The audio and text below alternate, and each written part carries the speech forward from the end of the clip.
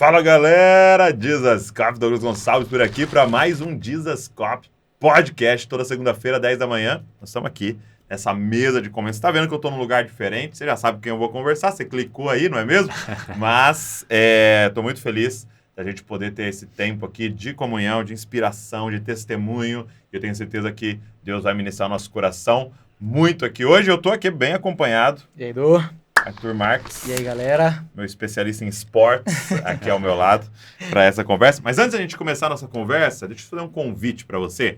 11/11. Tá facinho, hein? 11 de novembro de 2023, Conferência Dizascope 2023. E nós vamos estar lá na Igreja da Cidade, São José dos Campos. E vai ser incrível. Ó, já foi lote 0, já foi lote 1 e tá indo aí pro final do lote 2. Tá indo embora. Então, assim, não fica nessa, amanhã, depois eu vou ver e tal. Se você vai vir participar, corre, tá? Corre, já se inscreve pra você estar com a gente. Vai ser um dia de imersão incrível. E, inclusive as caravanas, né? Se tá montando caravana, corre porque tem uma data limite para essa oportunidade de caravana, então não perde aí essa Até porque tem um tanto limitado lá de espaço para ônibus lá na Igreja da Cidade. Então se organiza para você estar com a gente, 11/11/2023. Em breve nós vamos fazer uma live aí falando dos convidados e tudo mais, mas não é o motivo de você vir. Você tem que vir para a gente estar junto ali buscando Jesus e vai ser um tempo incrível, beleza? Você é o nosso convidado, o link está na descrição aqui. Vamos embora, podcast de hoje.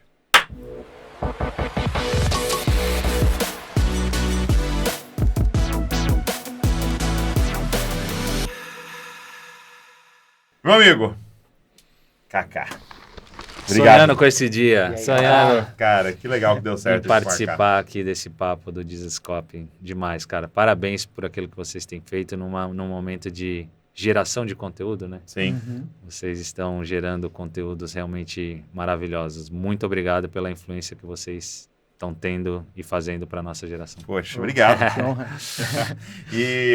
E o primeiro contato seu com o Dizascope foi através do Divinamente, né? Divinamente. O Dr. Johnny. Dr. Johnny, o Jonatas aí, que realmente é um conteúdo hoje que busco muito, que é dessa gestão emocional, né? Eu acho que isso realmente é importantíssimo. Para o atleta em si, isso é fundamental. E foi ali um momento que realmente me prendeu essa questão. E aí, vendo Divinamente e o conteúdo do Dr. Johnny, para mim foi muito marcante. E aí sigo vocês sempre nas redes sociais, no YouTube, os conteúdos, as entrevistas, maravilhoso. Muito bom, muito bom. É muito bom, né? Alguém do São Paulo aqui novamente, né? Eu tô achando que isso aqui é tudo combinado. Tudo combinado, tentando converter um amigo. Eu tava compartilhando que tá ficando difícil. Tá ficando difícil, porque agora com o Lucas lá, eu tava torcendo pra ele fazer gol. E isso não pode acontecer nunca no meu coração. Isso é muito legal. Quando você conhece pessoas, né? Pessoa é sempre mais importante do que uma instituição em si, né? Isso é muito legal. Mas, ó, eu queria começar perguntando, como a gente sempre começa aqui. Eu sei que você veio de uma família cristã e os seus pais já conduziram você nesse caminho, mas como é que foi o seu encontro pessoal com Cristo ali? Como é que foi? Onde é que clicou assim profundo em você? Eu nasci realmente num lar cristão. Meus pais sempre, os valores em casa sempre foram os valores cristãos, de escola dominical. Minha mãe sempre, a gente foi um pouco migrando um pouco. Eu nasci em Brasília. Depois a gente foi morar, quando eu tinha 4 anos, a gente foi morar em Cuiabá. Eu morei dos 4 aos 7. É mesmo? E com 7 anos eu cheguei em São Paulo. Tudo isso porque meu pai é engenheiro civil e ele ia sendo transferido para abrir filiais da empresa nessas cidades. E aí, onde a gente chegava, minha mãe corria e procurava uma igreja local para a gente estar sempre ali em comunhão com os irmãos. E aí eu ia nessa pegada. E acho que o meu encontro ali realmente foi com 13 anos, quando eu me batizei. Esse realmente foi Isso já em São Paulo, então? Isso já em São Paulo. Isso para mim foi um momento muito especial da minha vida, da minha caminhada com Cristo, porque os pais, eles orientam. E depois você vai tendo as suas experiências com Deus, né? Então, eu fui aos poucos tendo as minhas. E essa do batismo, da decisão de batizar, realmente para mim foi muito, muito especial. Porque em nenhum momento eles me forçaram, falaram, você tem que se batizar, eles sempre me orientaram. Então, a orientação é essa e tal, mas a gente sabe que quem convence é o Espírito Santo que vai convencer. Então, na hora que que ele convencer, vai ser o seu momento. E aí, isso aconteceu quando eu tinha 13 anos. E para mim foi um momento maravilhoso. E qual igreja você fazia parte na época? A gente frequentava a Renascer nessa época, aqui em São Paulo. E aí foi a época que eu me batizei. Então foi... Quando minha mãe chegou, quando a gente chegou em São Paulo, aí ela foi procurando algumas igrejas. E na Renascer tinha um culto de segunda-feira que eles faziam, que era era um cultão de evangelismo. Era bem mais para jovens, assim. Bem para jovem. Ia oficina G3. Exatamente, essa galera, o Paulinho Macuco. Então você pegou essa época da Renascer. Peguei essa época. Segunda-feira tiravam todas as cadeiras de lá, ficava só o espação e aquele culto para jovens, para... E aí foi Mas que ia de tudo, né? Não ia só jovem, né? Ia cara, ia de tudo. Minha mãe já era uma, assim, jovem, já mãe e tudo mais. E levava a gente ali, cara, ser em contato com aquela galera muito doida e me marcou bastante. E aí foi um período muito especial, assim, da minha vida, da minha caminhada com Deus. Foi muito legal. Que legal. E aí é a mesma época que você começa a se envolver com o futebol, né? O futebol entra na minha vida, primeira vez em Cuiabá. Fiz um jogo numa universidade que tinha lá, eu tinha 7 anos e eu fiz esse jogo, um jogo demonstração, assim. O cara falou, vai ter um jogo aqui na universidade, aí perguntou pra minha mãe assim, quer trazer seu filho? Os meninos eram mais velhos, eram maiores, minha mãe falou, vou levar. Mas fui lá, brinquei, gostei, mas nada, em Cuiabá não aconteceu nada. Quando eu vim para São Paulo, a gente morava em Perdizes e meus pais me matricularam no Colégio Batista, aqui em Perdizes. E aí o professor de Educação Física da escola chamou minha mãe e falou, olha, o seu filho é diferente dos outros alunos. Então aconselho a senhora a colocar ele numa escolinha de futebol para ver se ele gosta, se ele desenvolve. Minha mãe procurou a escolinha perto de casa e ali eu comecei a jogar. E aí já tinha 7 para 8 anos, foi quando eu comecei. E depois a gente ficou sócio do São Paulo, aí eu passava o dia jogando bola no clube, até eu entrar na parte que leva até o profissional com 12 anos. Aí com 12 anos entrei na categoria de base do São Paulo e fui ali, passei por todas as categorias até chegar ao profissional. Entendi. Legal. Então foi com 7, 8 anos, foi essa vinda pra cá. Meu primeiro contato com o futebol, 6, 7 e com 7, 8 nessa vinda pra cá. Mas você tinha já uma paixão por isso ou foi descoberto, sim? Não, gostava. Sim. Não gostava de jogar. Mas descobriu o dom realmente. Fui descobrindo, porque no colégio não podia jogar bola também, no intervalo. Então a gente podia inventar nossas bolas. Exato. E aí era a famosa bola de meia. Que aí eu, de propósito, desaparecia com um pé da minha meia e falava, mãe, só tem um, vou usar para fazer. E ela ajudava, costurava e fazia as bolinhas de meia que eu acabava levando para jogar no intervalo do colégio. Aí no colégio tinha uns campeonatos e tal, fui jogando, depois fui para essa escolinha. E o treinador da escolinha podia levar alguns meninos da escolinha para jogar pelo Alphaville Tênis Clube, como militante. Aí ele me levou eu e um outro menino da escolinha, a gente jogou pelo Alphaville 1 ano, e no ano seguinte eu comecei a jogar pelo São Paulo. E você terminou a escola? Foi até o fim? Fui até o fim. Terminei o terceiro colegial.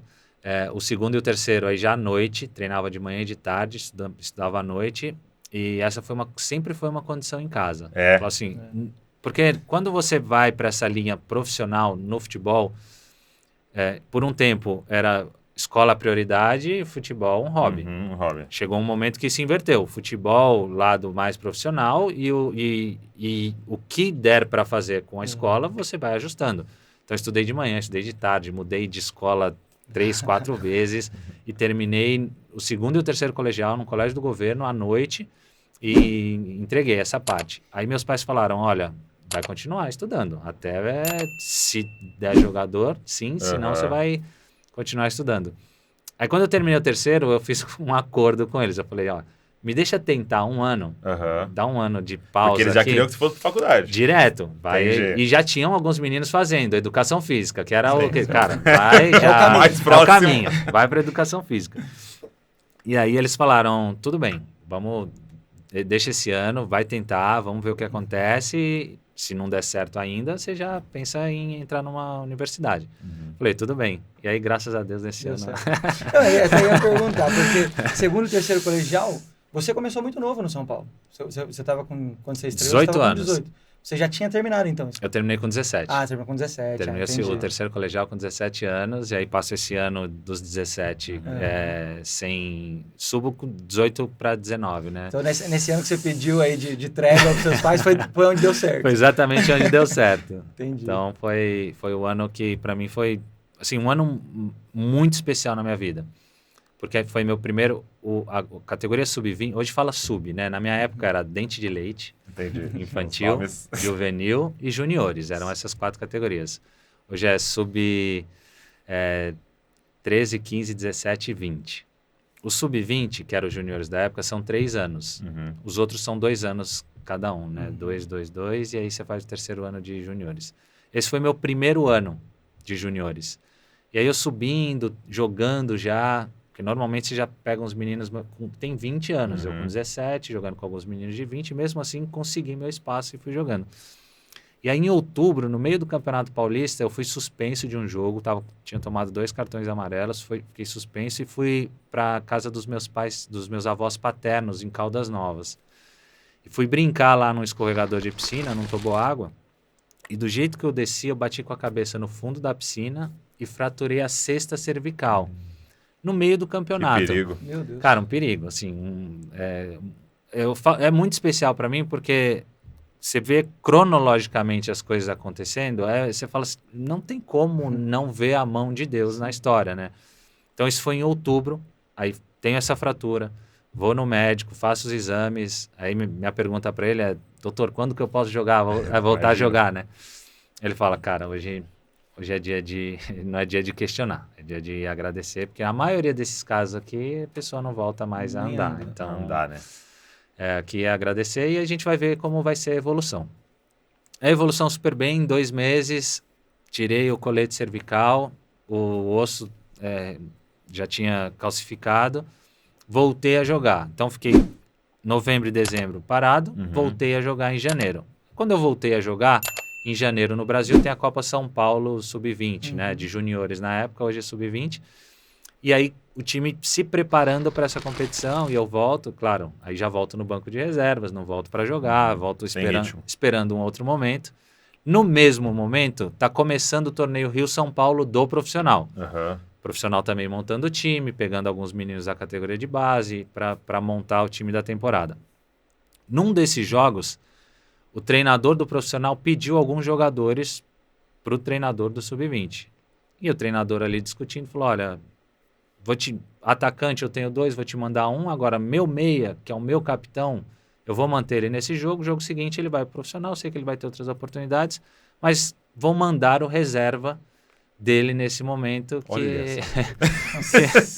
para acompanhar aí vocês no treinamento e nesses jogos aí do profissional. E o reserva era eu, né, nessa ocasião. E aí fui treinar como profissional e, cara, fiquei. Aí fiz minha estreia como profissional. Desde lá você nunca mais voltou? Voltei, fiz mais 2 jogos nos juniores, voltei pro profissional. E aí teve a famosa final do torneio Rio-São Paulo, né, que São Paulo a gente tinha ganhou no Maracanã do Botafogo, e aí tem o segundo jogo no Morumbi.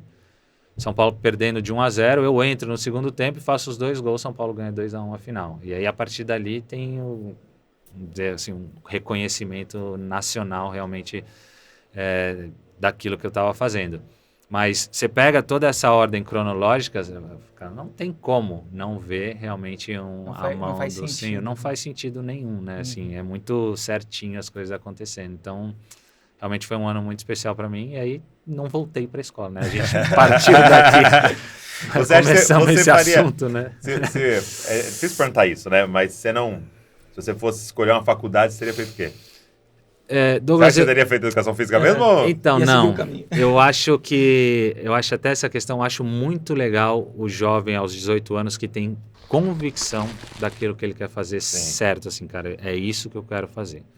Porque hoje, se eu fosse fazer, não falo nem hoje, fosse fazer aos 30 anos, ia ser completamente diferente do que eu faria aos 18. Então... E é difícil, né? Você pegar um jovem, muitas vezes com 17, né? Porque ele tá formando, e falar assim, escolhe o que você vai fazer o resto da sua vida. Cara, é muito pesado. Então, até uma coisa que eu achei muito legal lá nos Estados Unidos, os primeiros anos de universidade é mais geral. Então você aprende de tudo. A pessoa pode até meio que escolher depois, né? E aí depois ele direciona para alguma coisa mais específica. Eu acho que é um pouco mais assim. E até ele começa a ter contato dentro da universidade com as áreas, né? áreas. E vendo outros alunos já estão nas áreas e falam, não, eu não quero isso, eu quero Faz isso. muito mais sentido. Porque muitas vezes você acha que você quer, né? Exato. Quando você entra, você... Então, passei por educação física, por economia e psicologia. E no final acho que eu faria psicologia. Acho que é o que eu faria. Eu formei em psicologia. Sério? Aí, tá vendo? Escolheu certo. Demais. Mas acho que seria isso. Que legal. Muito bom. Muito bom. E aí, logo depois disso, eu tenho uma curiosidade aqui. Quem que era o treinador? O Vadão. Vadão, que acabou falecendo aí, acho que uns 2 anos atrás, teve um problema no fígado. Ele estava como treinador da seleção sub-20, sub-20 não, da seleção feminina.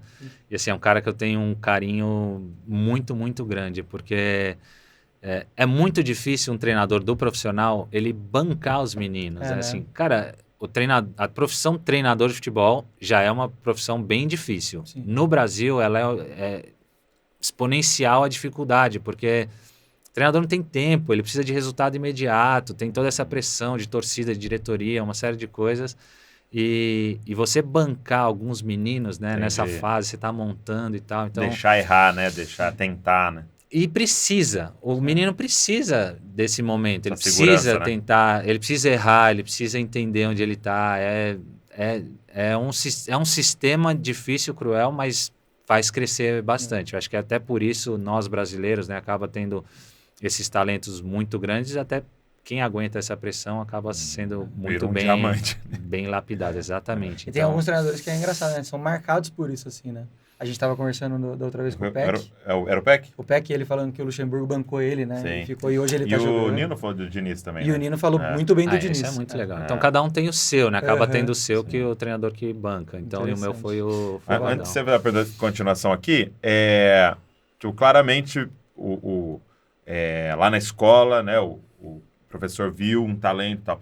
Para você, assim, já aposentado e tal, qual é a porcentagem da disciplina e do talento, assim, você acha no jogador? Porque claramente deu para ver que tinha uma aptidão para, né, mas vários têm uma aptidão para e não chegam, né?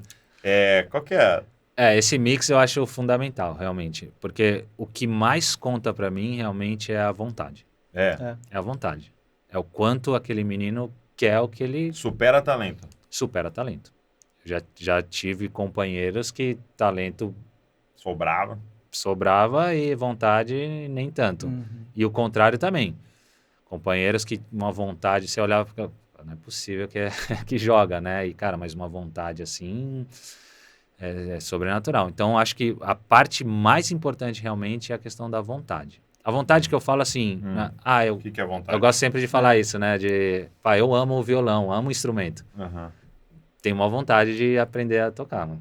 Não faço nada para aprender a tocar, zero. Então, quando eu falo em vontade, é mais assim, o que você está disposto a sacrificar por aquilo que você quer, né? Então, é essa vontade que te leva para frente, que tem essa ação com relação àquilo que você gostaria. Porque no futebol, esporte de alta performance, é muito detalhe. Né? Então, você fala assim, de um lado do vestiário, os caras estão lá gritando, vamos ganhar, nós vamos ganhar, preparamos para isso, e do outro também. Os caras também, vamos ganhar. E hoje em dia tem gente orando lá e tem gente orando aqui, orando aqui. Deus está assim agora. Pois o pessoal acha que é assim, né? Que Deus fica ali na dúvida, fala, meu Deus do céu, e agora? Quem pecou mais aqui? Então, essa questão, para mim, realmente dá vontade, faz muita diferença. Porque até no Brasil... A grande maioria dos atletas que viram profissional é por causa da necessidade. Então, a motivação deles é a necessidade. Douglas, muito... às vezes é alimentar, cara. Sim. O menino tem que passar o dia no clube ali, porque ele vai comer, ele vai almoçar e vai jantar no clube. Quando ele chegar em casa, ele não tem. Uau. Então, isso faz com que a motivação dele seja, cara, infinitamente maior. Então, essa questão é muito importante. O cara, ele quer muito.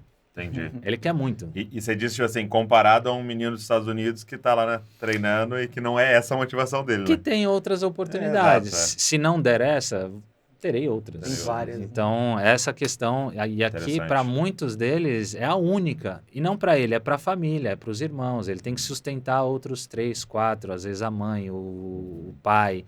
E essa motivação realmente é uma motivação muito diferente. Você vê muito diferente na... E para você não era isso, né? Você vem de uma família que tinha condições, assim, de cuidar de você e tal. Qual que era, assim, ó?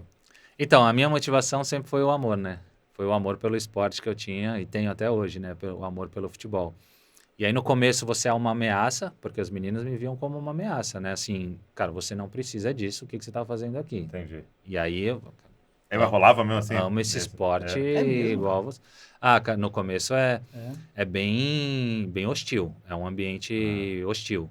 Porque na cabeça tem a competição externa, você está competindo contra outros times, e tem a competição interna. Aqui dentro, é pouquíssimos que vão chegar lá no profissional. Então, você vive aquela competição interna difícil, ali. Né? É muito difícil. Tem que derrubar alguém do seu time, né? Tipo assim, quase. Exato. E aí, de novo, meus pais foram muito especiais, assim, com uma sabedoria de Deus muito legal. E eu vejo muito eles como extensão da graça de Deus, realmente. O que acontece? Os meninos vêm muitos do Brasil inteiro. São Paulo é um clube onde muita gente quer jogar e quer tentar ser jogador profissional de São Paulo. E até isso faz com que os melhores estejam ali. Sim. E muitos deles não vão para casa. Eles ficam aí... Tem um alojamento lá. Um alojamento, ficam 6, 8 meses até o final da temporada para depois voltar para casa. Esses meninos, como eu morava perto do estádio, minha mãe levava para minha casa. Falava assim, ó, os meninos que não forem para casa, vão passar lá, convida eles para vir aqui em casa, eu cozinho para eles, faço alguma coisa para eles. Cara. Muitos deles continuam comigo, assim, a amizade...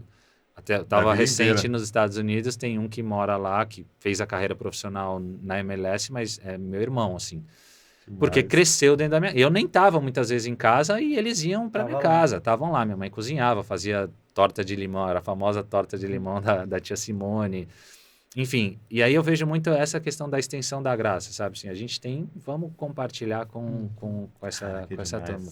Então, para mim foi muito especial que eles começaram, não me viam mais como uma ameaça, sabe? Falaram assim, cara, ele também quer realizar um sonho, também ama isso aqui.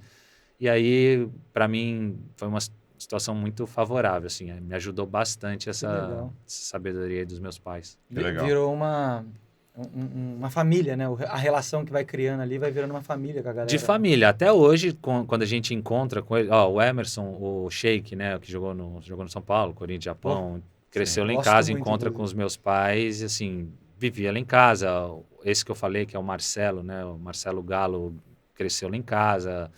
Enfim, entre outros que chegaram, né? Jogaram profissional. E outros que não chegaram também. Mas iam final de semana e iam para minha casa. E aí só, você falando, né? Então a vontade supera até o talento, né? E é legal esse negócio da vontade, porque não é uma coisa para verbalizar, né? É uma ação, né? Porque a gente pastoreano vê muito isso, né? Não, eu quero. Mas as suas ações falam que você não quer, né? Então é tipo, eu quero ter uma barriga tanquinho, mas eu como pudim. Então, você não quer. Né? Então acho que a gente se engana muito, né? Nas coisas que a gente fala querer, né? E na Bíblia é muito claro isso, né? Quando o Tiago vai falar, fé sem obras é morta. Ele está dizendo, se eu declaro, eu tenho fé e tal, mas eu não faço, eu não vivo isso, eu não tenho fé. Né? Então a fé como esse combo de... Sim, uma declaração, tal, um desejo, mas uma obra, né? Uma ação em cima daquilo que você fala que você acredita, né? Então, muito legal isso, você dar esse testemunho. E nesse ponto que você está falando, você, talvez o cara que eu mais admiro nessa questão, você jogou junto, que foi o Cristiano Ronaldo para mim. Porque hoje é essa discussão, né? O Messi é o talento, ele é a vontade, mas ele é tanta vontade que ele virou talvez o maior atleta que já existiu no futebol. Não no sentido de qualidade, tem essa discussão. Eu prefiro ele do que o Messi, mas enfim. Mas de atleta mesmo, né? Dessa determinação, ele é esse exemplo hoje. Disciplina, né? De disciplina, interessante. Exatamente. Eu joguei com o Cristiano 4 anos, né? A gente conviveu 4 anos juntos ali no Real Madrid. E realmente é essa... E é isso mesmo? É isso mesmo, cara. E essa até é a ambição dele mesmo, de, cara, eu fiz 50 gols essa temporada, a próxima temporada eu vou fazer 60 gols e vai atrás. E uma coisa que acabou marcando muito o jogador brasileiro também era que o jogador brasileiro era dizer, preguiçoso, né? Fora, menos né? disciplinado, Menos né? disciplinado. E eu via que, comecei a ver que, falei, cara, não é do jogador brasileiro. Isso é do ser humano. Ser humano. E conforme você vai alcançando objetivos e metas, completamente normal. Você ir diminuindo o ritmo. E aí foi, em alguns atletas, eu vi uma motivação diferente. O Cristiano é um deles, mas tem 3 para mim que foram muito marcantes, que eram o Maldini, o Cafu e o Rogério Ceni. 2 deles, inclusive, brasileiros, né? Mas, cara, os caras ganharam tudo e no dia seguinte os caras estavam lá com a mesma vontade de treinar, de determinação, de superação. E eu falei, cara... E aí perguntei para os 3 e a resposta foi, assim, dos 3 era o prazer por ganhar. Assim, ganhei, amanhã eu quero ganhar de novo. Estarei aqui lutando, batalhando, treinando, estando na melhor condição possível, porque eu quero ganhar de novo. Então, foi isso que eu acabei... Não é ganhar uma vez, né? Não. A minha vida é... Quando eu fui campeão da Champions em 2007, foi a 5ª do Maldini. Mano, o cara, assim, a comemoração completamente diferente. Totalmente, a minha né? de estourando ali a champanhe, o cara no vestiário, claro, muito feliz comemorando, mas o processo para ele, igual.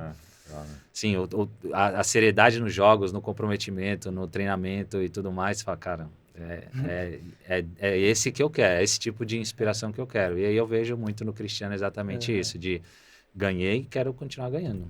E aí você vê o Messi também, né? O cara ganha 7 vezes a bola de ouro, cara, é muita coisa. E aí, já que você entrou por essa porta, eu queria te perguntar. Você ganhou como melhor jogador do mundo. Foi o último brasileiro a ganhar, né? Isso, 2007. Como melhor jogador do mundo. Depois de ter ganhado a Champions, ganha de melhor jogador do mundo. Como é que é o dia seguinte, o ano seguinte? Assim, pra você, né? Você falou desses caras. Como é que é? Porque, cara, você chegou no ápice de uma parada, né? Cara, é muito legal, sim, você receber, né, ser homenageado por isso. Mesmo o futebol sendo um esporte coletivo, eu tendo essa consciência de que, cara, só cheguei lá porque meu time era muito bom. Meu treinador era muito bom, meu time era muito bom. E eu acabei sendo protagonista de muitas conquistas coletivas. Mas é muito legal, você fala assim, cara, aquilo que eu me propus a fazer profissionalmente, eu fiz com tanta qualidade e excelência que eu estou sendo premiado por isso, né? Mas sempre com essa consciência de que sem meus companheiros não teria chegado até ali. E aí, como eu já tinha um pouco dessa experiência com esses caras, eu falei, cara, eu quero tentar outras vezes, né? Chegar aqui e brigar. E no ano seguinte, 2008, eu tô entre os 5, fico ali brigando. E aí depois, 2009, eu vou pro Real Madrid, aí tem lesão, aí tem, enfim. Mas estava sempre ali nessa briga. Mas é demais, assim, é uma sensação e um presente de Deus, porque eu nunca imaginei também, assim, de sonho, você falar de criança, tá assistindo televisão e falar assim, eu quero ser o melhor jogador do mundo. Essa missão você não carregava. Tinha o sonho de ser jogador profissional do São Paulo e jogar com a camisa da seleção uma vez. Assim, se eu for convocado uma vez para a seleção, para mim tá ótimo. Então, versículo que fala, né, que Deus tem uma Copa. Deus tem muito mais do que nós podemos pedir, pensar, né, imaginar. Realmente foi o que aconteceu comigo, porque eu não tinha essa ideia. Muito bom. Mas assim, mas a questão é assim, você ganha de melhor jogador do mundo e tal, depois que acontece a premiação, entra férias, não? Como é que é a sequência lá? É no meio da temporada. Entendi. No meio da temporada. É que são 2 prêmios diferentes, né? Tem a Bola de Ouro, que acabou ficando a mais famosa. Né? Só que a Bola de Ouro é o prêmio de melhor jogador europeu, que é dada pela revista francesa France Football. E aí tem o prêmio da FIFA, que é o melhor jogador do mundo, que hoje eles chamam esse prêmio de The Best. Na minha época ainda não era o The Best, era FIFA World Player of the Year. E aí você tinha essa premiação. Eu acabei ganhando as 2. Tinha jogador que ganhou uma e não ganhou a outra, enfim, porque são votações diferentes. A Bola de Ouro é votada por jornalistas ao redor do mundo, eles fazem uma votação e escolhem os 3 melhores. E é só entre os europeus? As ligas europeias? Só entre as ligas europeias. Entendi. E aí e o da FIFA são capitães e treinadores das seleções que votam no melhor jogador da temporada. Então são 2 eleições, 2 votações diferentes e aí, assim, tive o privilégio de ganhar os 2. E aí a Bola de Ouro foi em novembro que eu recebi, fiquei sabendo que eu tinha vencido. E o prêmio da FIFA foi véspera de Natal. Uhum. Tinha acabado de jogar o Mundial de Clubes no Japão, de lá vou direto para Suíça e recebo o prêmio na Suíça. Dia seguinte, temporada, jogo. Dia seguinte, Vai, Maldinho tá lá. Amigo, Bora. bora. Amigo, bora. Você só tem uma, vamos. Bora. Mas assim, mas realmente dá uma baixada assim, ou a motivação continua e porque você quer mais uma e... Então, no meu caso, eu queria mais, assim, Sim. queria continuar vencendo e ganhando, queria aumentar a coleção, não do individual, porque eu entendi que eu só ia conquistar o individual se eu tivesse bem no coletivo. Não tinha como focar no individual, né? Não tem como focar no individual. E assim, eu fico feliz, de verdade que eu fico feliz de hoje que esse prêmio está cada vez mais vinculado a uma conquista coletiva. Porque eu acho que é muito justo, né? Muito... Até entrando no assunto do Ney, eu acho que o Neymar, durante a carreira dele, em muitos momentos ele performou como o melhor jogador do mundo. Em vários momentos. Mas não teve essa conquista, protagonista dessa conquista coletiva. Se o Paris tivesse vencido o Bayern naquela final, acho que é da pandemia, provavelmente o Neymar tinha recebido o prêmio de melhor do mundo. Não ganhou, perdeu, o Bayern ganha, acho que é o Lewandowski que acaba vencendo o prêmio.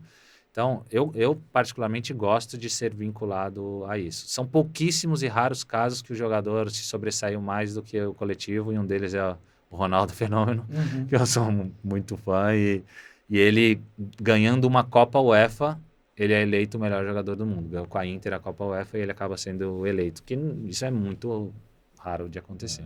São caras ele muito... era um absurdo. Fenômeno. Mas aí, até uma coisa que eu ia perguntar aquela hora, voltando aí no tempo, como é que foi a sua sensação de fazer parte, porque você subiu muito novo, aí logo, né, nesse começo de carreira, você também já é convocado e você faz parte também de uma equipe que foi campeã, e a última vez que foi campeão e tal. E você era o menino daquele time, né? Como é que era isso? Foi muito rápido, né? Foi tudo muito rápido, porque eu estreio no profissional em janeiro de 2001 e eu vou ser campeão do mundo em junho de 2002. Isso é 1 ano e meio de profissional. E aí tive esse meu primeiro ano, 2001, e aí joga, fica no banco, joga, vai ganhando a posição, e aí terminei o ano já como titular, e aí começam alguns treinadores a falar, o ano seguinte é Copa, e aí o Filipão, no ano de 2002, ele podia fazer algumas convocações só com jogadores brasileiros. Eu acabei sendo convocado em algumas dessas convocações. Minha primeira convocação é uma dessas, que é um jogo contra a Bolívia em Goiânia, e aí, cara, é uma emoção, é impressionante. Eu tava no banco, na beira do campo ali, em pé, quando toca o hino, cara, é muito emocionante, assim, você tá ali representando seu país e, sabe, passa um filme na cabeça de todos os atletas que já tinham vestido a camisa. Você tinha o quê, 20 anos? Tinha 19. 19. Ia fazer 20, foi em janeiro, ia fazer 20 em abril e depois fui pra Copa. Então, 19 anos, cara, assim, você olha o estádio, todo mundo cantando o hino, você fala, cara... Não acredito, né? Assim, é um presente de Deus, realmente, um privilégio estar aqui. E aí fui para mais algumas convocações, e aí teve uma convocação final que ele podia convocar todo mundo, que foi um amistoso contra Portugal em Portugal. Nesse eu não fui convocado, o último amistoso antes da Copa. Aí você fica na cara. Aí você vai, cara, aí você vai se autoconsolando também. Você fala, sou novo, né? Vou ter outras oportunidades e tal. Não é a última dele. Aí começa a especular, aí você olha um comentarista e fala, não, acho que tem que levar esse menino, acho que não. E você vai vivendo um pouco aquele turbilhão e tal, até o dia da convocação final, que aí... Convocação pro atleta é igualzinha pro torcedor. Ele não sabe mesmo, Não né? sabe, cara, não sabe. As pessoas me perguntam muito isso. Mas você já sabe? Não ligava. Às vezes o treinador ligava pro treinador do clube para perguntar a condição física. Falar, como é que ele tá fisicamente, teve lesão. Perguntava de você. E aí tem a convocação final, eu em casa assistindo. E na época a TV ia na casa, tal, ou na sua não tava? Não tava, não ia. Não foram em casa, não tinha essa cobertura em casa.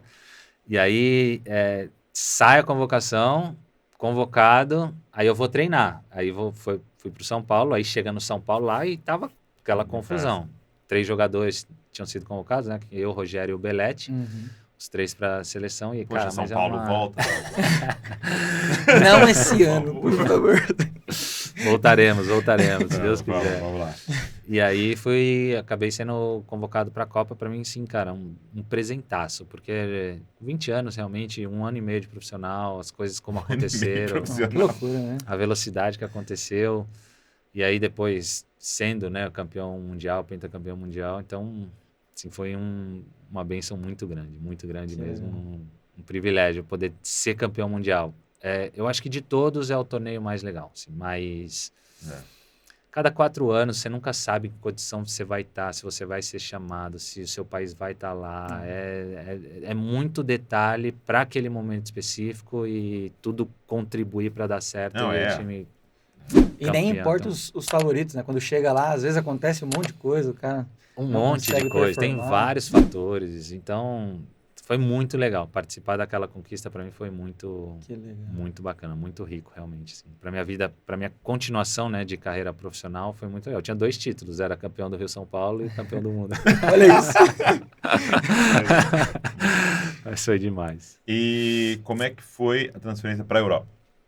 Aí, depois da Copa de 2002, eu volto para São Paulo, e aí já tem um nome um pouco mais forte, né? Um dos principais jogadores do clube. E aí começo esse processo de ser um dos protagonistas do São Paulo. E aí, em 2002, a gente faz um ano maravilhoso. Foi o último ano de playoff. São Paulo terminou o campeonato com 10 pontos na frente do segundo. Se fosse hoje, ou seja, com 3 rodadas de antecedência, a gente tinha sido campeão. E aí começam os playoffs, a gente joga contra o Santos, que classificou ali no bate e rebate na última rodada, que eram os meninos da Vila. E a gente perde para eles nas oitavas. Eles fazem um caminho maravilhoso também, ganhando o Corinthians na final. Inclusive, triste. Esse ano foi triste, né? Ganhando o Corinthians na final. E aí, a partir dali, o São Paulo não disputava Libertadores muito tempo. E aí começa uma certa cobrança em cima de alguns jogadores, entre eles eu, que era um dos nomes do time. E aí minha relação com o São Paulo fica um pouco difícil nesse sentido. Entrava em campo, era vaiado, torcida e tal, e acho que isso foi abrindo uma porta para que eu pudesse sair. Vou disputar um torneio com a seleção, Sub-23 no México, Copa Ouro, e a gente, vice-campeão, perde para o México na final. Quando eu volto, aí já volta com umas especulações bem mais fortes do campeonato europeu. Uma possível ida para a Alemanha, com o Leverkusen, que tinha um contato muito forte com o São Paulo. O França, não sei se vocês lembram do França, o atacante tinha ido um ano antes, tinha uma relação muito boa. E aí vão surgindo outros clubes, e aí aparece uma proposta do Milan. Tinha jogado com o Leonardo, joguei com ele no São Paulo, depois ele foi para o Flamengo, acabou encerrando a carreira dele lá e voltou para o Milan para ser dirigente. E aí ele acaba trazendo essa oportunidade para eu ir para lá. E aí, com esse meu momento no São Paulo, aí eu vou conversar com o presidente, na época o Marcelo Portugal, um cara sensacional também, para mim foi muito especial. E falei para ele, presidente, eu tenho o sonho de jogar num grande clube europeu. Não tinha um nome específico de clube, mas tenho o sonho de jogar num grande clube europeu. O Milan tinha acabado de ganhar a Champions de 2002, 2003, que foi a final contra a Juventus, nos pênaltis lá em Manchester. Aí eu falei para ele, olha, eu queria muito ir. Ele falou, putz, mas o valor é muito baixo, cara. A gente não pensava nisso, era $8,5 na época.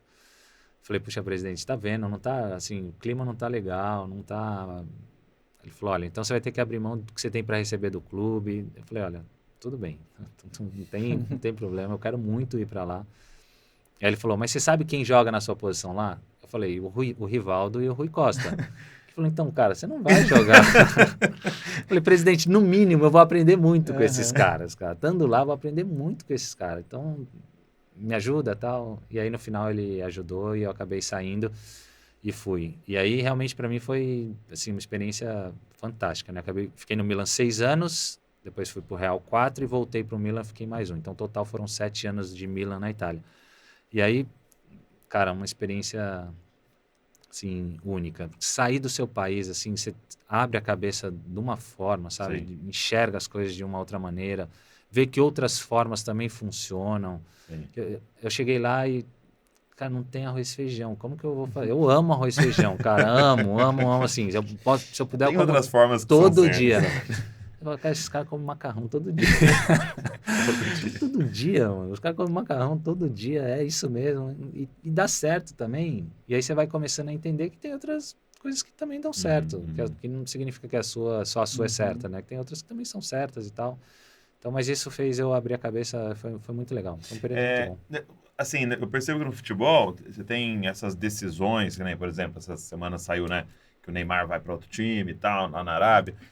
Você tem esses momentos decisivos, né? Que você tem essa proposta. Como é que para você esse processo de ouvir a Deus em tudo isso, assim, né? Porque você tem financeiro envolvido, você tem sonhos, mas como é que é o seu processo de ouvir a Deus e até na sua vida hoje, em tudo que você vai fazer?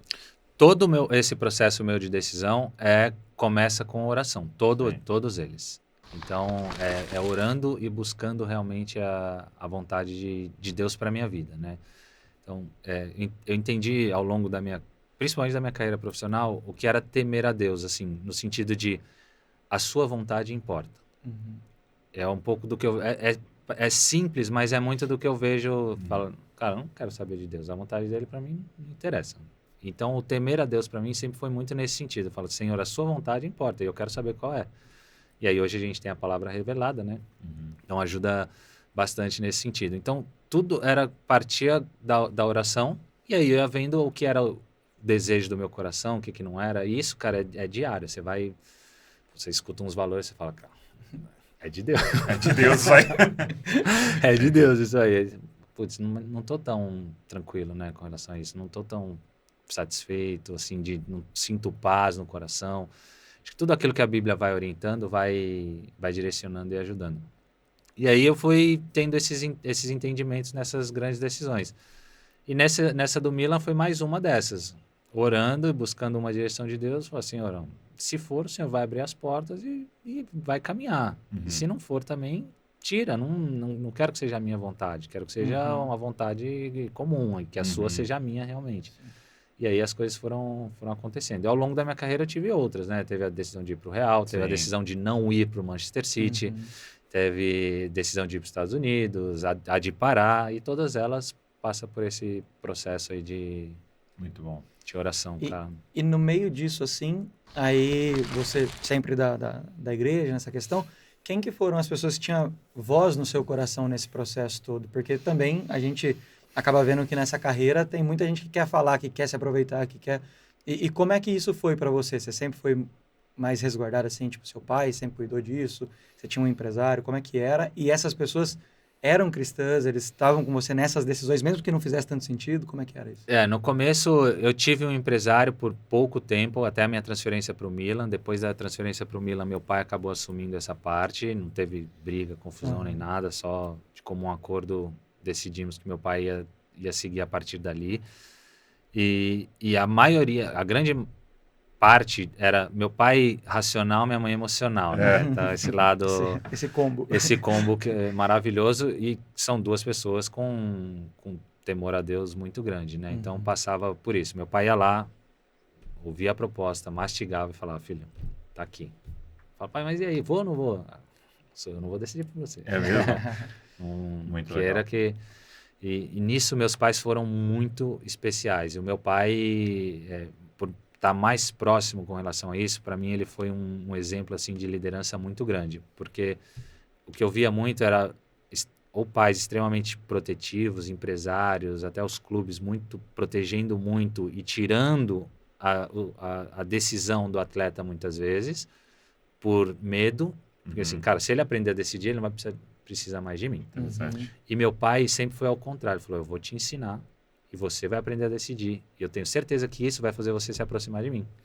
Não o contrário. Você não vai deixar de estar perto pelo medo, e sim por amor. Sim. Então, ele sempre me ensinou a aprender para que eu tomasse as decisões, mas sempre recorresse a ele para o conselho. Então, até com questão financeira, ele que começou administrando tudo, mas me obrigava, né, entre aspas, a estar presente em todas as reuniões. Que legal.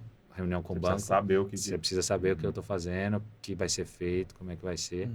E assim, isso para mim foi muito, muito legal. E aí, eles que passavam, né? O processo de decisão sempre passava, assim, por uma orientação deles, da orientação do pastor, sempre conversando, sempre debatendo o que você acha, o que você não acha, e aí orando e estudando, buscando uma direção na palavra. E como é que era, Cacá, assim, essa não sei até se era uma pressão, uma tentação desse mundo do futebol e da exposição e tal, e se manter ali fiel a Deus, Teve até uma época que era uma brincadeira, né? Do Kaká, que era o menino bonzinho e tal do futebol, porque ele é extremamente agressivo, né? Ele é desonesto, até nos detalhezinhos, né? De tipo, dentro do campo, não foi. Você sempre tem que brigar pro seu, mesmo sendo mentira. E como é que... Havia uma pressão assim dentro? O sistema em si é cruel, né? É um sistema mesmo. E ele é cruel, porque isso que eu contei para vocês, que da noite pro dia eu fiquei famoso, foi na final do Rio-São Paulo. Antes eu era um menino que estava começando ali, promissor. Faz 2 gols numa final, é da noite pro dia. Fica aparecendo sua cara na TV. Da noite pro dia, cara na TV, eu saí para treinar, volto para casa, tinha 5 carros de canal de transmissão em casa, os caras dentro de casa com a câmera, com minha mãe abrindo foto da família e tal. Você fala, cara, que é isso, né, que tá acontecendo? Entendi. E aí, na semana seguinte, você renova o contrato, aí você vai numa festa e as menininhas, todo mundo te reconhece, já sabe quem é. Então, o sistema em si é muito agressivo, é cruel. Mas aí é a convicção dos valores, realmente. E aí vai muito do pilar daquilo que os pais fundamentaram com as minhas experiências que eu tive com Deus, sabendo que aquilo realmente era o correto. E aí você vai para briga nessa convicção. Fala, cara, eu tô convicto daquilo que eu creio realmente. E aí vão aparecendo e surgindo situações. No começo, a orientação era, cara, não mistura religião com futebol. Ah, é? Nas entrevistas não fala, não mistura. Isso orientação de quem? Dos clubes? De clube, de assessor de imprensa, de até mesmo de, às vezes, jornalista que chega para fazer uma entrevista, já fala antes e tal. Eu falei, cara, tá bom, faz sentido, legal. Sim. Com um mês, falei, cara, tem jeito. Eu tô deixando de falar de quem eu... Não é a religião que eu tô falando de quem eu sou, dos meus princípios, dos meus valores, não tem como. Então, e aí você vai aprendendo a lidar com essas situações. E você vai aprendendo que você tem voz, né? Você vai aprendendo que você tem voz, e assim, você vai aprendendo que muitas vezes, que em tudo você vai ser criticado. Então, eu falava, cara, eu falo de Jesus, sou criticado. O cara que sai pra noite é criticado. O cara que não sai também é criticado. Acho que eu vou escolher pelo que eu quero ser criticado, porque é a minha verdade. E aí, sim, você vai tendo vai aprendendo. E você sofreu muita crítica? Ah, bastante. Bastante. Naquela da camisa. Da camisa do I Belong to Jesus, de fazer gol e levantar as mãos para Deus, né? Eu sempre comemorei com os 2 dedos para cima. Sempre foi, o cara fica comemorando, falando que Deus fez o gol. Em nenhum momento eu falei que foi Deus que fez o gol. Tô aqui apontando e agradecendo realmente por um momento especial da minha vida, por um momento muito legal, uma oportunidade muito boa. E, cara, não vou deixar. Então, sempre tinha. Agora, né, I Belong to Jesus, aí era uma crítica mundial, né? I Belong to Jesus assim, a gente cantava uma música na igreja que o refrão era, eu vou dizer ao mundo que eu sou de Jesus. E, cara, aquilo ficou muito marcado pra mim, assim, falou assim, cara, eu vou dizer ao mundo que eu sou de Jesus. E aí, a primeira vez que eu uso I Belong to Jesus é na final da Copa de 2002. Campeão do mundo. O mundo vendo. Campeão do mundo e já tira. Aí já começam, né? Porque, não é momento, não é hora. Eu falei, cara, tá bom. Desculpa. Não farei mais. E aí eu via cada um fazendo sua manifestação, assim, do jeito que... pacífica, tudo numa boa, né? E eu falei, cara, eu vou... E aí todas as minhas conquistas eu sempre usei I Belong to Jesus. Nos momentos mais importantes, assim, eu tava com essa camisa e realmente acabou ficando muito marcada, né? Para mim, realmente foi muito, muito especial. Mas foi um pouco disso que eu entendi. Falei, cara, tô fazendo uma coisa aqui que não é errado, não é nada. Estou celebrando realmente o Deus que eu creio e acredito e amém. E assim, uma curiosidade em relação a isso, assim, você sempre também, você falou das críticas, mas e o positivo? Chegava para você? Bastante. Testemunhas. Demais, cara. Muito legal. Sim, porque no final eu não tenho ideia e noção de até onde chega. Então, cada vez que eu escuto um testemunho, para mim é muito legal. Porque te dá, assim, ânimo mesmo de continuar, de fazer. Então, às vezes, uns que são mais legais é de Oriente, né? E às vezes eu encontro chinês, fui gravar uma propaganda recente agora. E o chinês chegou para mim e falou assim, cara, eu comecei a ler a Bíblia porque eu via você comemorando e apontando a mão para cima e eu quis saber por que você apontava a mão para cima. cheguei até Jesus, cheguei até a Bíblia e hoje eu estudo a Bíblia através disso. Então isso é muito legal, muito legal, porque você, cara, não tem ideia, né, de aonde chega e o que chega. Sim. O cara se interessou por eu levantar as mãos para o céu. Então, realmente é semear da forma que a gente puder. É uma baita oportunidade, né? Mas eu acho que essa questão da ficar famoso, você falou, né? Ficou famoso da noite pro dia, aí vai no lugar, as menininhas, ajuda o fato de você ser feio, né? Também. Tem uns caras que você não pode aparecer na mesma câmera que ele, né? Coloca só separado. Corta, sempre corta, por favor. Agora, você teve todas as... Assim, se você colocasse o momento mais emocionante assim, de todos, foi qual? Momento campeão do mundo 2002, campeão da Champions e melhor jogador do mundo. Foi os momentos Esses são os 3 momentos mais marcantes. E assim, qual foi o momento mais difícil de todos? Mais difícil são 3 derrotas. 2005, final da Champions, Milan-Liverpool em Istambul. A gente estava ganhando de 3-0 e perde o jogo. Copa de 2006, jogo contra a França. E 2010, jogo contra a Holanda. Sim. Então são 3 momentos bem difíceis da minha carreira. 10 doeu, mas 2006 é inexplicável, né? Cara, a gente pode ficar aqui lamentando um tempão, chorando, porque realmente 2 momentos muito especiais, assim, porque 2006 é essa seleção que, talvez não agora, até porque é pouco recente, mas acredito que para frente vão falar como uma das melhores seleções que teve, cara. Assim, Brasil, de talento ali, aquela seleção era muito talentosa. E aí entra naquilo que a gente estava falando um pouco no começo, né? Você pega outras seleções também extremamente talentosas. A gente perdeu para uma França que era o Zidane, era o Henry, era o Thuram, era o Trezeguet, era uma seleção muito forte. Foi uma zebra, né?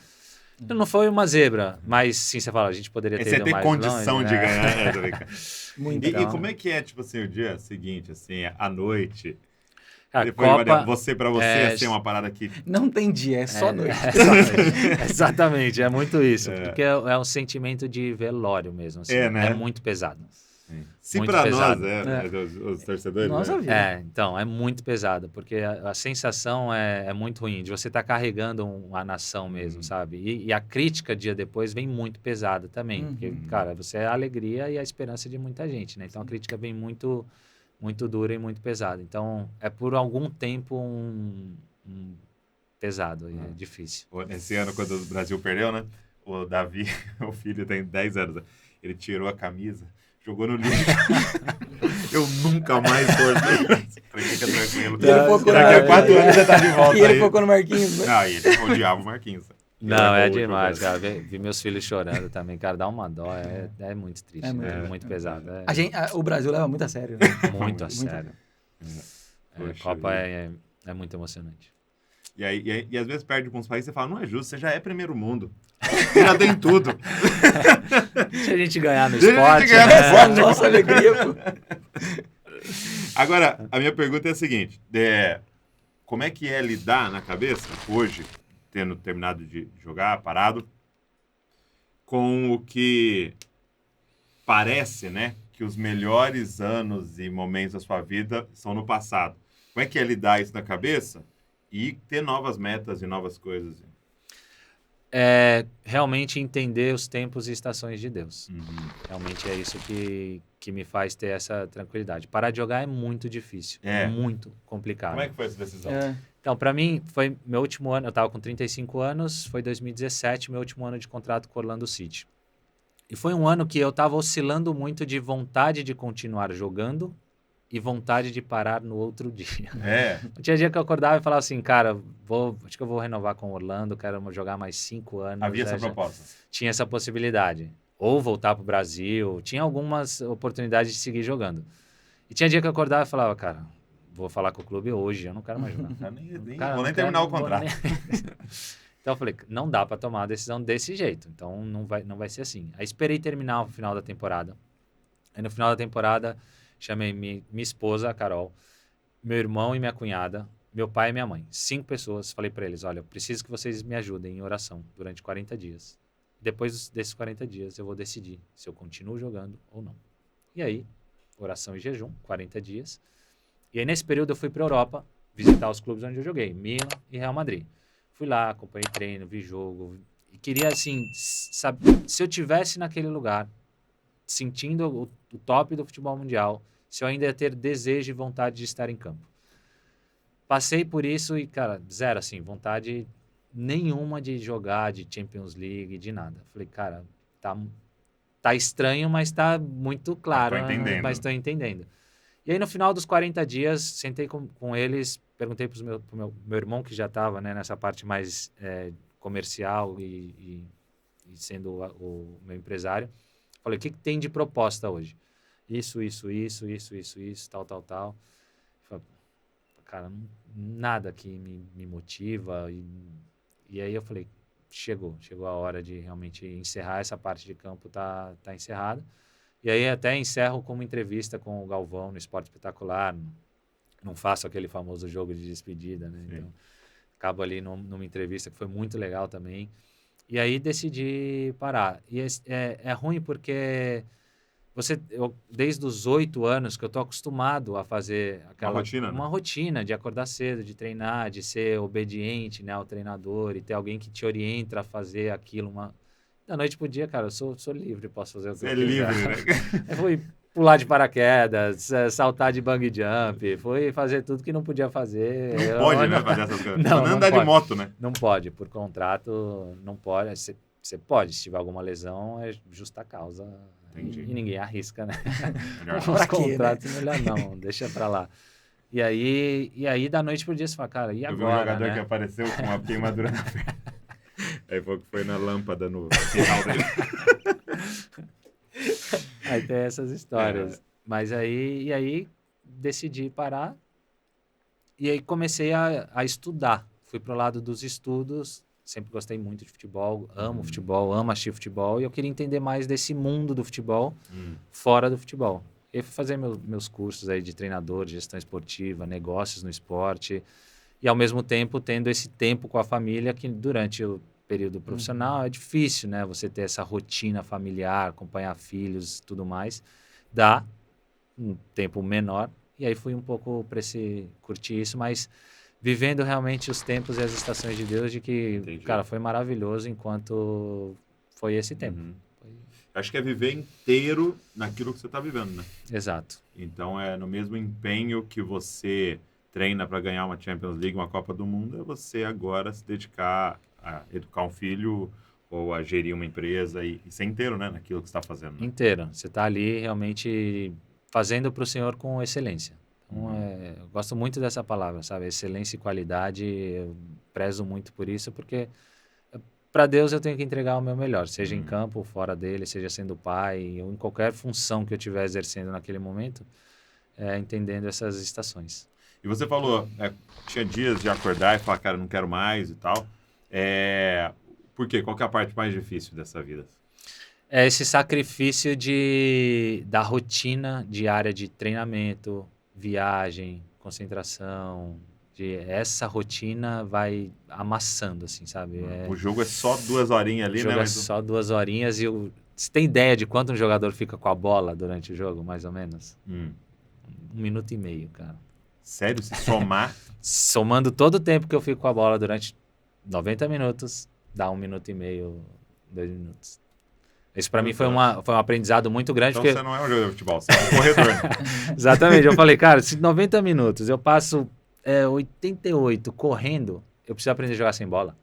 Eu preciso aprender a jogar sem bola. Fica porque essa dica aí. E aí foi aonde, nesse período europeu para mim, fez muita diferença. Eu falei, preciso aprender a jogar de outra forma, assim, criando espaço, ou para mim, ou para companheiro, enfim.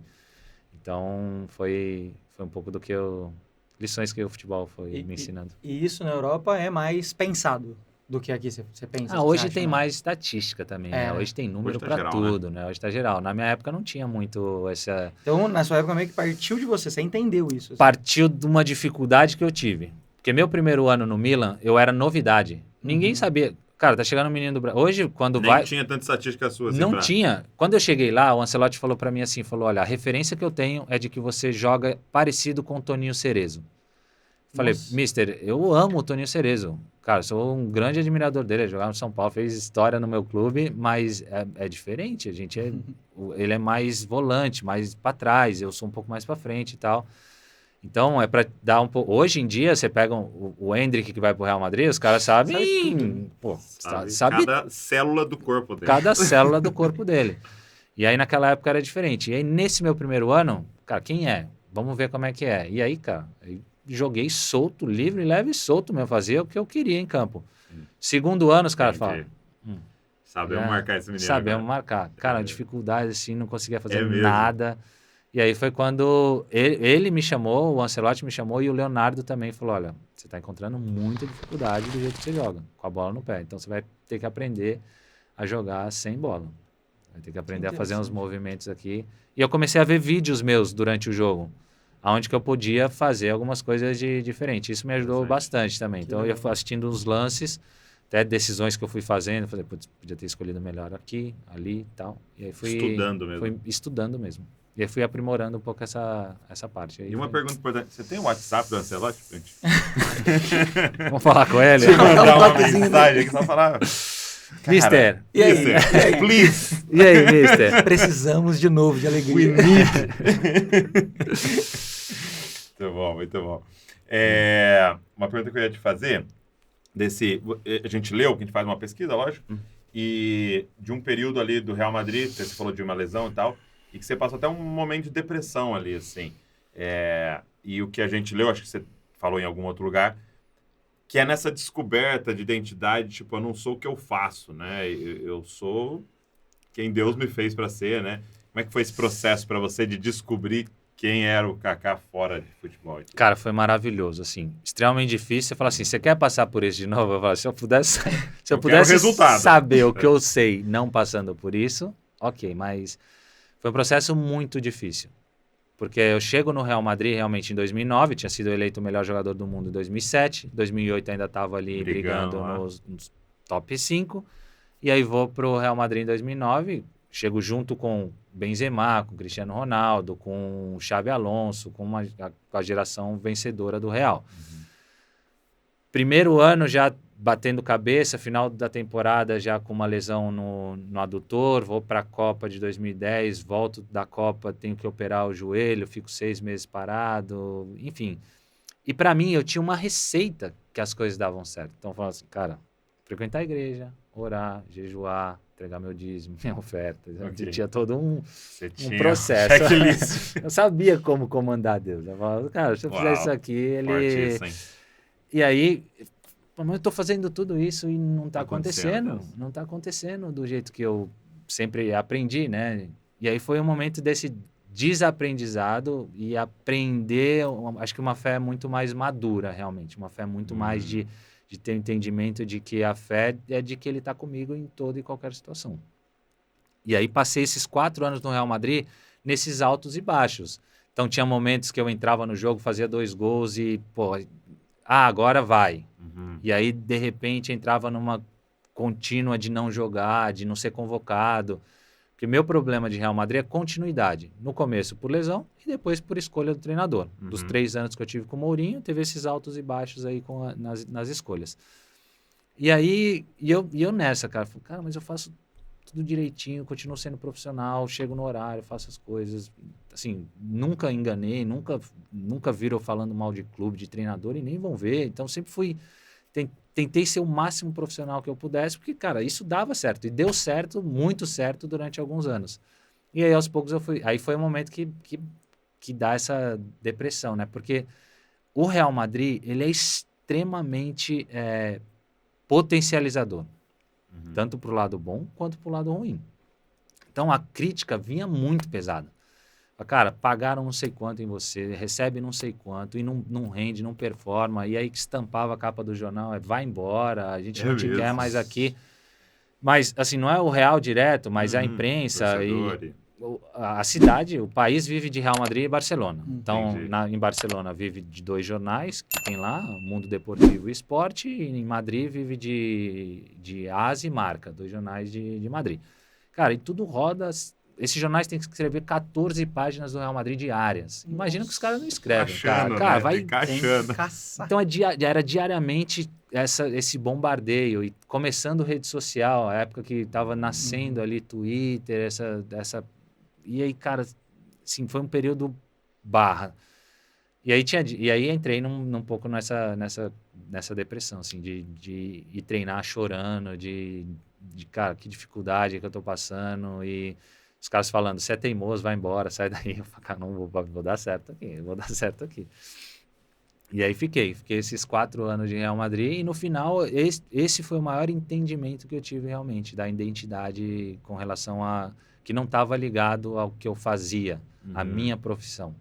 Porque assim, a questão de eu ser filho de Deus era independente daquilo que eu estava fazendo. Não que a minha profissão não seja extensão da minha identidade. Acabei entendendo isso, mas tinha dia que eu falava, cara, eu sou o melhor do mundo ou eu sou uma das piores contratações do Real? Hoje, se vocês escreverem aí piores contratações do Real Madrid, meu nome está ali nos primeiros. E eu falo, cara... E aí você escreve melhor do mundo e o seu nome está lá. Então, quem sou você eu? fala, quem sou eu, né? E você não é nenhuma das duas coisas. Nenhuma das duas. Então, você está, né? Eu estava naquele momento ali performando profissionalmente de uma forma e do outro que não aconteceu. Então, para mim, esse momento foi muito, muito legal. Assim, muito incrível. Marcante, incrível realmente de experiência profissional, pessoal e espiritual. Para mim foi demais. E aí eu entendi realmente que, cara, a minha adoração não é aquele manual. A minha adoração ali vai ser diária, vai ter dia que vai dar certo e porque Deus quer que dê certo, e vai ter dia que não vai. E eu vejo que é uma grande tentação para todo mundo que é disciplinado, né? Então, é muito comum o atleta ser disciplinado, né? A maioria deles são. E em várias outras áreas as pessoas são muito disciplinadas. Hoje se fala muito sobre disciplina. E essa é a grande tentação, né? A gente achar que encontrou uma fórmula de controlar Deus. Né? Perfeito. É o controle não só de Deus, porque você quer controlar Exato. tudo, né? Você tem que controlar a minha alimentação, meu tempo, minha performance e tal. Só que quando você chega em Deus, aí ele fala, seja feita a tua vontade. Perfeito. Né? E esse é um grande desafio, né? E quando até a gente fez um podcast na semana passada com um amigo, cantor, Marcos Tedes, ele falava assim várias vezes no meio, o problema é que Deus não me respeita, cara. O problema é que Deus não me respeita. Eu quero tal coisa e ele não faz, né? E é isso, né? E, cara, acreditar que a vontade dele é boa, perfeita e agradável quando eu não entendo, quando eu não queria que fosse daquele jeito. Mas fala, não, o Senhor sabe mais do que eu. Né? É maravilhoso ter esse entendimento da soberania dele. E é uma paz, né? É uma paz, cara, tão grande assim. Porque é terrível controlar tudo também, né? Terrível. A gente não tem essa condição. Eu acho que uma das piores coisas que pode acontecer, e a Bíblia relata algumas delas, né? É quando Deus fala assim, que entregou nós a nossa vontade, né? Então, acho que uma das piores coisas que pode acontecer é quando Deus fala assim, cara, faz a sua aí. Sim. Faz a tua vontade. Essa é a grande punição. É a grande punição. Eu lembrei até do Chega de Regras, né? Com ele falando, que a gente parece que às vezes fica nesse... eu sei que para chegar do A no B eu tenho que fazer isso. Exatamente. E aí Deus fala, não, peraí, vou mostrar para você o que é o relacionamento de verdade. Até Jó, né? O livro de Jó é um livro para quebrar tudo isso. Exato. Né? Tá vendo ele fazendo tudo certo lá?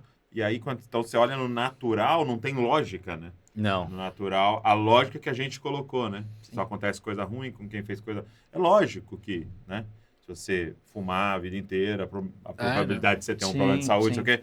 Mas não é essa lógica tão fria que a gente quer, né? Deus está no controle das coisas. É muito bom, cara. Quando você tem esse entendimento, assim, é uma libertação... O Santiago Bernabéu deve ter dado umas 70 voltas, não 7 voltas. Que eu rodeei. Aquele estádio. E aí, então, aí você tem esse entendimento que vai ter sempre uma zona cinza. Sim.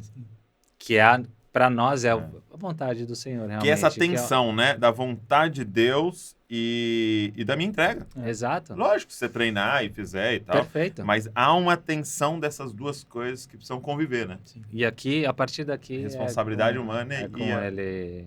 E aí é maravilhoso, realmente. E você falou uma outra coisa muito legal que eu sou filho de Deus. Né? Eu sou filho de Deus. Então, eu estou melhor do mundo esse ano, eu estou a pior contratação, eu estou machucado, eu estou saudável, mas eu sou filho de Deus. Aí até ele me perguntou assim na vinda agora, né? Pô, e aí, você tá nervoso, né? De gravar com o Kaká, né? Que é muito legal, né? Uma coisa que a gente viu, alguém que você viu, que você torceu, né? Que participou ali. E eu até falando pra ele, cara, hoje não mais, porque quando você começa a entender isso, quem que eu vou encontrar? Um filho de Deus. Exato. E com quem que eu tô indo? Com um filho de Deus. E quem é que tá ali ajudando a gente a cortar ali as câmeras? Um filho de Deus. E ele fala, cara, esse é o ápice da existência humana. Esse é o máximo. Ser filho de Deus é superior a ter ganhado a bola de ouro, né? Nós chegamos no ápice. E aí, sem entender isso é muito legal, né, cara? Isso é muito libertador. Cara, é muito bom. Entender isso realmente é tão simples que às vezes a gente menospreza, mas é tão bom, cara. E depois que você é pai, você começa a ter um pouco esse entendimento.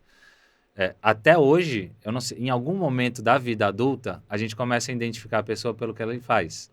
Mas até certa idade, ele é filho de alguém. Isso é muito legal. Então, todo mundo que olha para os meus filhos fala, é o filho do Kaká, né? Ou a filha do Kaká. Ou na igreja também se pergunta, quem que é esse menino? É filho de alguém. Quando chega numa certa idade adulta, você fala, quem que é aquele? Ah, é o médico, ou advogado, ou dono da empresa X. Parou de ser filho de alguém, né?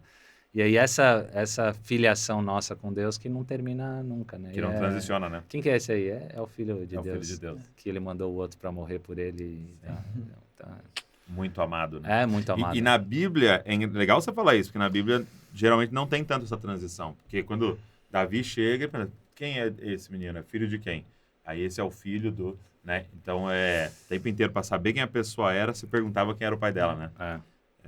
A genealogia, né, na Bíblia é muito forte, sempre ali, o tempo inteiro, mostrando quem é o pai. Muito bom, muito bom. Muito bom. E sonhos, Kaká? Tipo assim, daqui para frente, assim, o que você sonha?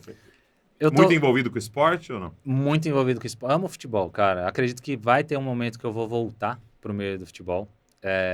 Não sei ainda quando isso vai acontecer. Hoje eu me sinto preparado para voltar, principalmente num cargo de gerente de futebol, diretoria. Essa parte de gestão é a que eu mais gosto, realmente. Mas uma coisa que eu percebo é que você é muito bem relacionado, né? Você tem relações hoje no mundo inteiro, né? Amigos e contatos, que é a grande questão do futebol, né? Esse networking, né? Acabei... Os clubes onde eu joguei, todos com as portas abertas, isso para mim é uma grande vitória, né? Assim, muito legal. Até mesmo o próprio Real Madrid, encontrei com eles agora em Orlando. Cara, vem aqui no hotel, abre o hotel e almoça com os jogadores. E tem toda uma relação muito próxima, muito, sim, muito legal.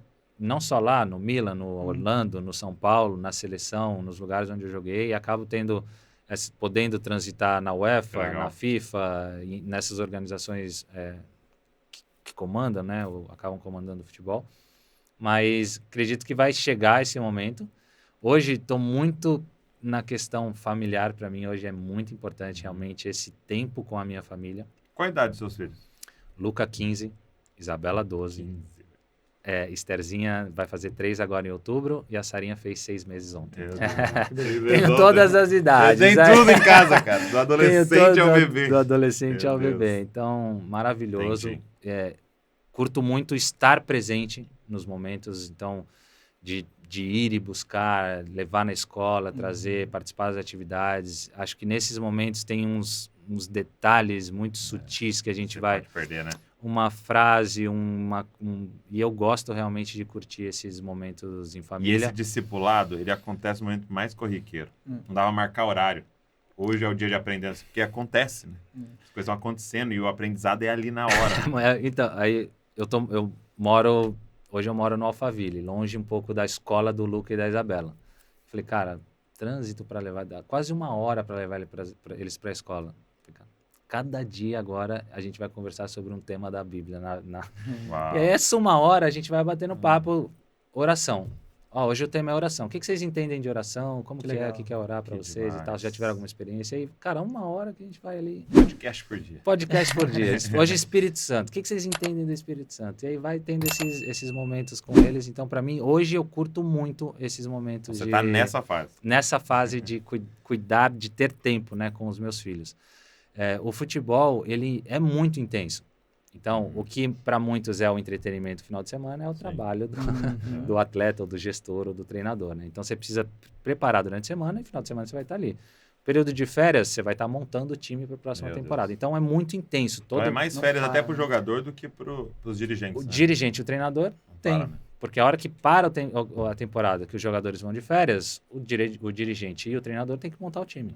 Tem que montar o time para a próxima temporada. Então, você fica sempre constante ali naquele ambiente. Maravilhoso, amo esse ambiente, mas hoje não estou disposto a sacrificar esse tempo meu familiar para voltar para o meio do futebol. Mas acredito que em algum momento isso possa voltar. Sim, vai ser da vontade de Deus, não tenho dúvida. Estamos com esperança. Agora, um negócio interessante, você estava falando disso, né? De ser bem relacionado, assim. Eu vejo que tem algumas pessoas que conseguem romper com o time que o revelou, por exemplo, né? Eu considero você uma dessas pessoas. Por exemplo, eu sou corintiano, mas eu tenho o maior respeito. Eu gosto muito, por exemplo, de ouvir o Marcão. Eu também, sou fã dele. Fã, né? E eu acho que você chegou nesse lugar, porque... aí eu fiquei pensando, mais unânime, né? Será que é porque ele é cristão? Porque tem todo esse ponto de admiração? E ontem eu tava indo assistir o jogo do Corinthians com meu primo não é evangélico e tal, e aí eu comentei, pô, cara, amanhã eu vou estar com a Kaká. Ele falou, não, brincadeira, cara, sério, Kaká. e é corintiano roxo. E aí eu comecei a pensar, tipo, cara, você conseguiu romper, tá ligado? Você conseguiu passar do negócio, tipo assim, não, eu sou corintiano, não vou gostar de você. Não, pelo contrário, a gente gosta do Kaká, e muito por isso, muito do que, além do que você entregou no campo, pela relação que você foi criando e as coisas que você foi mostrando com a sua vida e tal. Isso é muito legal, né, cara? Cara, muito legal. Eu fico muito feliz, de verdade, quando chega alguém e fala assim, cara, eu sou corintiano, mas queria tirar uma foto com você, ou eu sou palmeirense, ou eu torço pra Inter na Itália, mas queria tirar uma foto com você. Eu acho isso muito legal. E foi um pouco do entendimento que eu fui tendo de futebol, assim, cara, eu vou competir contra outros caras, eles não precisam ser meus adversários, inimigos, vão ser meus adversários, mas não é inimigo e eu tenho que respeitar ali também. Então, ter esse entendimento da onde eu vou, onde é passar, né, do limite, do respeito, cara, se está em campo competindo, todo mundo vai entender. Agora, ir lá e subir num símbolo do time adversário, será que é preciso, né, desse momento? Preciso fazer uma crítica mais assídua ao adversário? Então, ter um pouco desse entendimento, para mim, ajudou. Você e, cara, eu fico feliz. Sim, é muito legal ter esse... E hoje, muitos meninos que não me viram jogar. E torcem para outros times e falam, cara, pode tirar uma foto com você. Pra gente caminhar para o fim, eu acho que foi muito legal essas entrevistas que a gente fez com jogadores, que a gente alcançou muitos adolescentes, muitas crianças ali. O que você diria para um menino que está querendo, sonhando com isso? O que você diria para ele? Mas também o que você diria para os pais de garotos aí que são promissores? Então? Olha, a primeira coisa que eu diria e digo... Não entra nessa. Não. Busquem conhecer a Jesus. Essa é a primeira direção, assim, que eu realmente, para mim, fez e faz toda a diferença na minha vida. Então, quem que é esse cara? Assim, quem que é Jesus? Ter o entendimento de quem é Jesus. E depois, se você for para o lado profissional, o pai é dar as possibilidades para que o filho decida, assim como eu falei do meu pai, né, que me deu essas possibilidades, porque eu já vi pai obrigando e o filho não querendo, e já vi pai proibindo e o filho querendo. Então, dois lados extremos aí muito ruins, e os meus pais foram maravilhosos, que eles falaram, cara, tá aqui as oportunidades, se você não quiser ser jogador, quiser ser engenheiro, como meu pai e foi, vai ter o pró e o contra, as dificuldades e tudo mais. Agora, faça alguma coisa que você ame fazer. Que quando vierem as dificuldades, vai ser mais fácil de você superar, porque você ama aquilo que você está fazendo. Então, para os pais, um pouco essa orientação. Assim, ajudem os seus filhos dando essa plataforma de possibilidades e oportunidades, mesmo aqueles que não têm tantas oportunidades, que seja só essa, fala assim, filho, eu vou te levar, mas sim, sem cobrança e pressão nenhuma. Vai lá, vê como é que é e vê o que você gosta, se você não gosta. E para os meninos é realmente essa questão da dedicação, da vontade de realizar um sonho. Porque eu acho que isso é o que faz toda a diferença. Realmente é essa vontade, que aí você traz todas essas características, né? O menino é disciplinado porque ele tem vontade. Eu, disciplinado na comida aqui, são poucos. Raríssimos, né? Porque, cara, mas essa questão da vontade realmente de ter, eu quero muito isso, vou lutar por isso. Aí vem a obediência, vem a disciplina, vem a superação, vem a dedicação, resiliência, vem uma série de outros fatores, mas baseado nessa questão da vontade. Então, é entender realmente o que você quer. Ou coloque essa pergunta assim, o que eu estou disposto a sacrificar pelo que eu quero? Muito bom. Então, eu quero voltar para o meio do futebol, falei para vocês isso. Uhum. Estou disposto a sacrificar o meu tempo com os meus filhos hoje? Não estou. Então, quando vem a proposta, as oportunidades, eu falo, cara, não quero Hoje não. ainda, hoje não. Então, para você ter, eu quero ser jogador de futebol. Final de semana, seus amigos vão para a festa. Você está disposto a não ir para dormir cedo e jogar no outro dia? Quero isso. Isso é o que eu quero. Então, porque assim você vai aumentar as suas chances de dar certo. Não é garantia ainda. Zero garantia. Zero. Agora, ó, fazendo tudo isso, eu te garanto que pode ser que você possa se tornar. Não fazendo isso, já descarta. Acabou. Então, é ter realmente esse entendimento do que você está disposto a sacrificar pelo que quer. E para os pais aí, realmente amar os seus filhos a esse ponto de abrir as oportunidades para que eles possam fazer boas escolhas. Muito bom. Legal. Cara, obrigado. E eu queria terminar honrando a sua vida por... Eu acho que sim, você foi um dos caras que abriu um caminho gigantesco no meio do esporte para que as pessoas realmente seguissem Jesus, vivessem. Hoje o Atletas de Cristo é uma realidade gigantesca, praticamente todos os clubes têm ali a sua célula, seu grupo e tal, e nem sempre foi assim. E você, eu acredito, foi um desses caras que estava aí na frente, né, levando pedrada de várias formas, mas que pagou um preço ali, até abrindo caminho para uma próxima geração. E você ter honrado Jesus no meio de tudo isso, assim, é uma inspiração para nós. Amém. Obrigado, meu amigo. Obrigadaço, muito legal participar. Valeu, Tava sonhando com esse dia. Obrigado, um prazer mesmo e parabéns. Fico muito feliz de ver bons conteúdos, né? Falei para vocês ali nos bastidores que eu estava lendo o livro Pirâmide da Sabedoria. Pirâmide da Sabedoria, que foi orientado aqui, né? No Jesus Cop, e é um pouco disso, né? O que temos alimentado a nossa alma nos dias de hoje. Então, realmente vocês alimentam com coisa muito, muito boa. Saudáveis. Obrigado. Obrigado por esse tempo. Obrigado, Arthur. Valeu. Deus continue abençoando. E obrigado você que ficou aqui nos assistindo ou nos ouvindo. E eu queria te fazer um pedido, cara. Pega esse link, sai mandando para todo mundo aí, tá? Para que mais pessoas tenham acesso a esse testemunho, a essa conversa e possam ser tocadas, inspiradas aí, pessoas que curtem muito esporte. Pega o link, sai mandando para todo mundo. Se inscreve no canal para você saber tudo que a gente está produzindo aqui. Aí lembra que, ó, dia 11/11, Conferência de Zascope, São José dos Campos, você é o nosso convidado para estar lá. Deus abençoe você e não se esqueça, você é uma cópia de Jesus. Valeu.